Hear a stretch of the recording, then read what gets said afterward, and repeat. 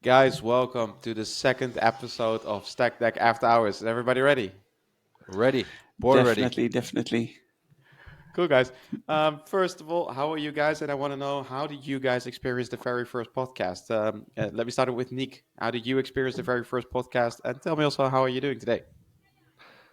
To be honest, I was a bit nervous before it, but I'm pretty excited afterwards. I'm looking forward to the second podcast, and it's giving a lot of energy, and yeah, I'm feeling good. And today, of course, I'm doing good. As you guys know, since Saturday, my dog arrived from Bali, and now I'm on the camping with my dog, enjoying the beautiful weather, and working from there. So yeah, I'm doing amazing.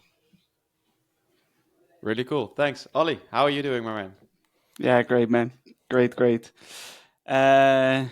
in some nice gel and a nice perfume for our listeners. Making sure that we're looking and smelling good. No, I'm doing great, man.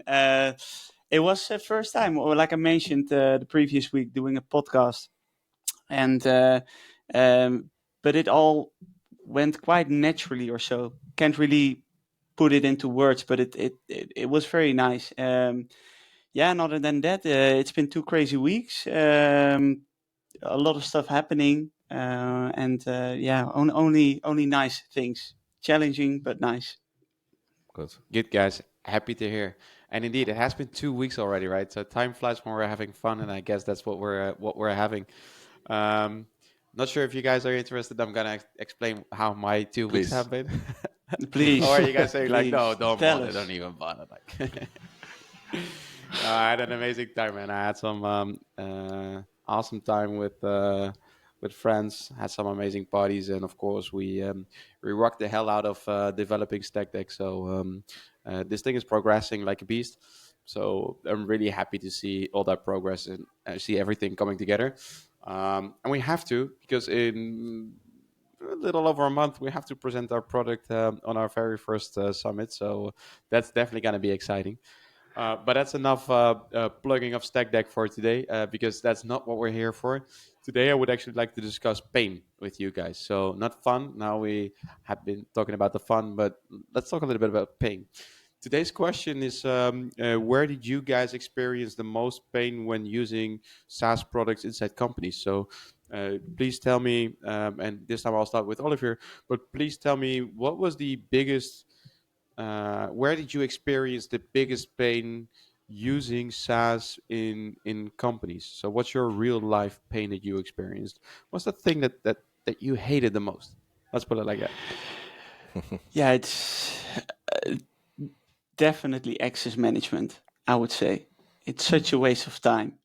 Um, like if you don't plan those things accurately, it can be an incredible blocker for a lot of your developers, but for in general anyone within the company not having access. And if it's like really not well structured, then it might also take a very long time to get the proper access from the proper person. Sometimes you don't even know who you need to ask access to for what tool. And just in general, that I mean, we're in 2023. Taking hours to get someone access to a tool that he or she needs to get access to, it's crazy. That should not be happening. And I find it weird that that there are still companies struggling with that so much. Okay, cool. Thank you for that, Ollie. If you refer to access, is that applying like an employee needs to get permission to a tool, or is it also like having the right permissions and stuff, or is it just basic Both. access? Yeah, no, both. I would say, right. First of all, it's onboarding new people to the right tools. Sometimes I hear about people that recently joined the company, and then after already having worked for like a week or two, they still don't have access to a certain tool, of which I'm like, but you need access to this. And then on the other hand, it's also like, oh, I want to do this in the tool, but why can't I? Oh, and why do you see it? Oh, apparently I don't have the right role for it. Where do I get the right role? Also very annoying. Yeah, Okay, both. that makes total sense, man. I also find it funny. Sometimes I actually experienced this once where I had an employee or colleague, I must say, and that colleague asked me like after 4 weeks or something, like, "Hey, I don't have access to that tool," and I was like, "What have you been doing the past Yeah, 4 weeks?" exactly. That's what I mean. You Right? know? What have you then been doing the past 4 months? Waiting for I my No, was so laptop. good. assuming you were actually working here, but okay, whatever. Not sure what you're doing, but well, okay, Yeah. okay, cool. Thank you for that, Ollie. Nick, yours. What's Yep. your biggest pain that you experienced? I would say like the pain point of Oliver is also one of my biggest ones. But let me skip that once because you nailed it. You explained it perfectly. I want to add Yeah, it I had like that one already, man. I, br- I briefly mentioned it. Um, Before even getting the access to the apps, you also have to wait for the laptop. So like first you have to wait for the laptop and then you can get the access. Like it's a pain in the ass in companies. So I agree with that one. A recent one, like a few months ago, like we are I'm just going to mention it a bit. So, like everybody knows, we are building a new startup, and we're bootstrapping that startup. And so, one of the big things that we need to do is pay attention to like what money goes out and what money comes in. And at one point, like we talked about it, like, hey, we need to make a list, like overview, what are we spending right now each month on subscriptions. And that moment, we realized we building a startup that we really needed at that point. We had no idea what we were using, and that's one thing that I really see within the companies is that many apps are even they have subscriptions, they're not used by companies at all. And I think that's one of my biggest pain points that I experience within companies, second to the access, of course. Okay, thank you for that, Nick. Indeed, I think we can all relate to that, right? So I think it's another one that is very common and happens to a lot of organizations. Hmm. Um, well, for me, I actually have two, and I cannot decide whether which one I find more important or annoying. I would say, and the very first issue that I have experienced at multiple companies is that a lot of companies build in-house tools, and sometimes they host tools. For example, a tool like Metabase or GitLab. Well, right, they have self-hosted versions, and what I've experienced is that the companies that I've worked for, they have feature environments, staging environments, production environments, blah blah blah blah blah, countries, multiple countries, even multiple like companies, brands under the same sort of umbrella, um, and they all have different URLs.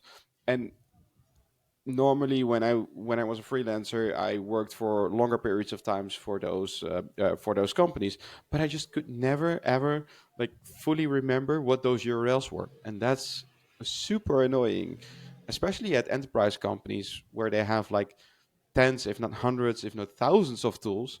Like it's impossible to remember all those URLs and all those URL formats. So I find myself wasting a lot of time figuring out like, oh shit, what was that tool again? Where was it hosted? Was it nah? And so that I find is extremely annoying.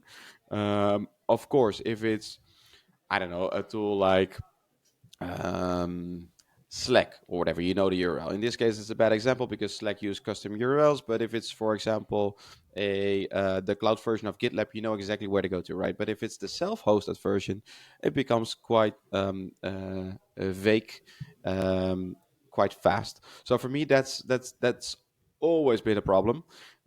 Absolutely hate to waste my time there. And then the second, I would say big issue that I have is offboarding.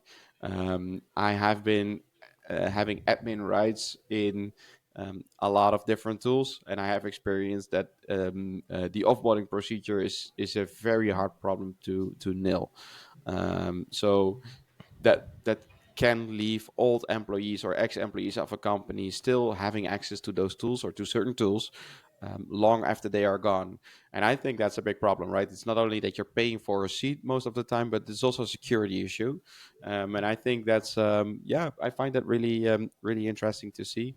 And that's definitely a problem that I would really love to solve. So, having all of these heard, what do we have as number one, or are these all like equally bad?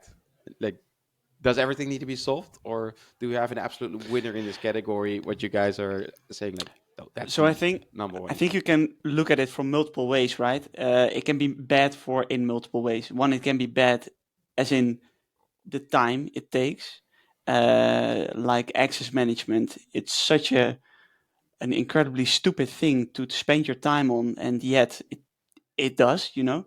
And then on the other side, I also think it's a matter of security. For example, the offboarding one that you mentioned, even though that might, from a time perspective, not take the most of time or be the most annoying, I think from a security perspective, that's super dangerous, right? I mean, we've all seen what you mentioned, like people that would leave a company, and then after years or years, you still see that they have access to certain tools that they really should not have access to anymore. Um, so there are multiple different, yeah, there are different problems, and from different perspectives, they're like bad or not bad, I would say.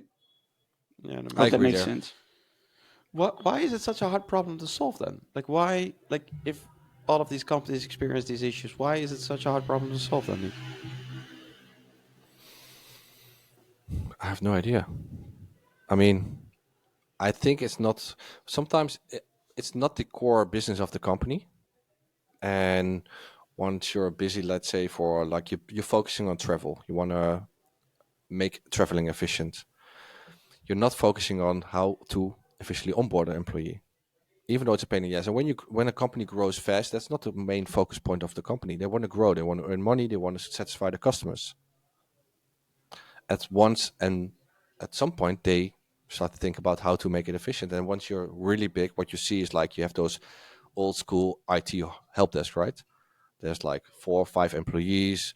Once you want to have access to an app, you go there with your laptop physically, and they will give you access to that app.